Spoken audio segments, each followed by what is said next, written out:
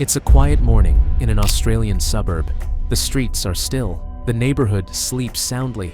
In a few seconds, the silence will shatter. Armed officers storm through family homes. Flashlights cut through the darkness, illuminating the startled faces of criminals violently ripped from their sleep. Scenes like these are happening simultaneously all across the world.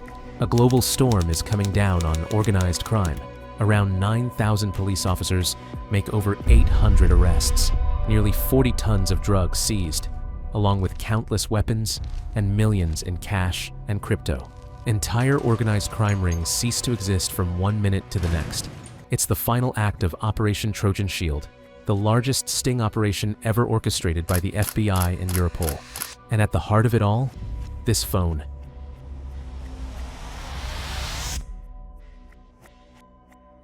To understand how this operation worked, you need to understand encrypted phones.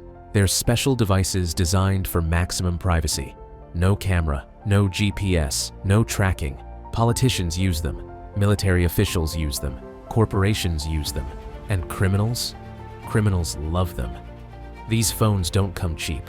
Phantom Secure, one of the biggest companies, charged up to $22,000 for a 6-month subscription. That's the price of absolute privacy. And they came with a very handy feature: the kill switch. If police ever seized your phone, one remote command could wipe everything. All evidence gone in seconds. For law enforcement, these devices were a nightmare.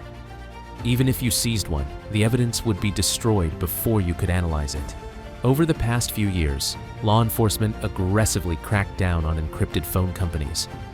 One by one, companies like Phantom Secure and Sky ECC were shut down. This left a massive vacuum in the criminal underworld. No secure phones, no safe communication. Criminals were desperate for a solution. That's when a man named Afgu stepped in.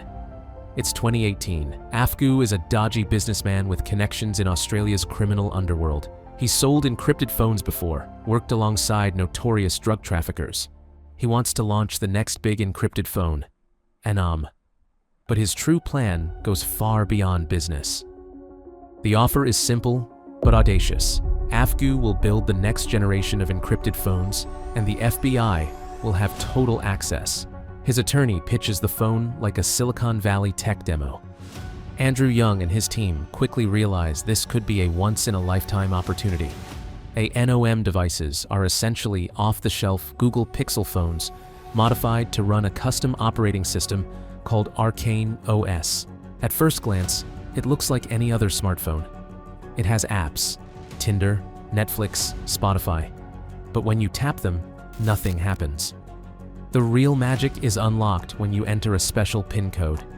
The mechanism is straightforward and brilliant. When a user sends a message to another user, that message is silently copied and redirected to a third location, controlled by the FBI and Australian Federal Police. The users notice nothing. Zero indication. Zero suspicion.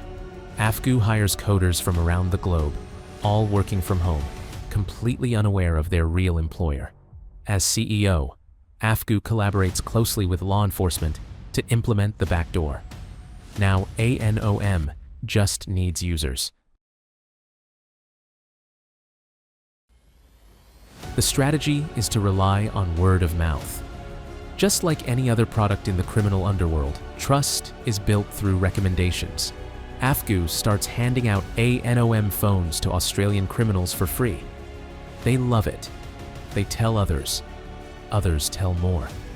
After a series of tests, the moment of truth arrives. It's 2019. ANOM has several hundred users. Demand is skyrocketing. Deliveries are spreading all over the country. Drug traffickers, Italian mobsters, all using ANOM to discuss business. Meanwhile, the Australian Federal Police is meticulously monitoring every message, getting invaluable insights into criminal operations. Then, in summer 2020, something explosive happens. Encrypted, one of the biggest encrypted phone companies in Europe, gets taken down by police. Every encrypted user receives a warning message simultaneously. Thousands of criminals across Europe are suddenly exposed. They're scrambling for a new secure phone. Enter ANOM. Word spreads like wildfire. A Swedish drug trafficker nicknamed Microsoft meets with Hakan Ayik, the infamous Facebook gangster, in Istanbul. Together, they set a goal: push ANOM globally and become the biggest resellers. ANOM grows at insane speeds. By 2021, it has around 12,000 users in 45 different languages, millions of messages sent. The FBI is drowning in intelligence. When lives are at risk, police are forced to intervene. But ANOM can never be named as the source, or the entire operation would be exposed. Eventually, the flood of intelligence becomes too much to process. After 4 years, Operation Trojan Shield needs to end. ANOM users all around the world wake up to a nightmare. Heavily armed law enforcement enters their homes, somehow fully and thoroughly aware of all their illegal dealings. Later that day, the FBI comes out publicly and reveals the secret behind ANOM. For the first time, the FBI developed and operated its own hardened encrypted device company called ANOM. This investigation shined a light into the shadowy industry of encrypted devices. Over 800 arrests, the dismantling of major criminal networks, seizure of 40 tons of drugs, countless weapons, and millions in cash and cryptocurrency. Law enforcement agencies across the globe celebrate their unprecedented victory. It certainly is the biggest sting operation in FBI history, probably in all of history. But as the dust settles, a harsh reality begins to emerge. This mission, hailed as a success, could potentially turn into a massive legal failure. The evidence may have been obtained through potentially illegal means. A German court has already ruled that ANOM chats cannot be used as evidence because they could not be physically linked to suspects. To this day, over 27 million ANOM messages have been collected. But if courts worldwide continue to reject the evidence, hundreds of cases could be thrown into jeopardy.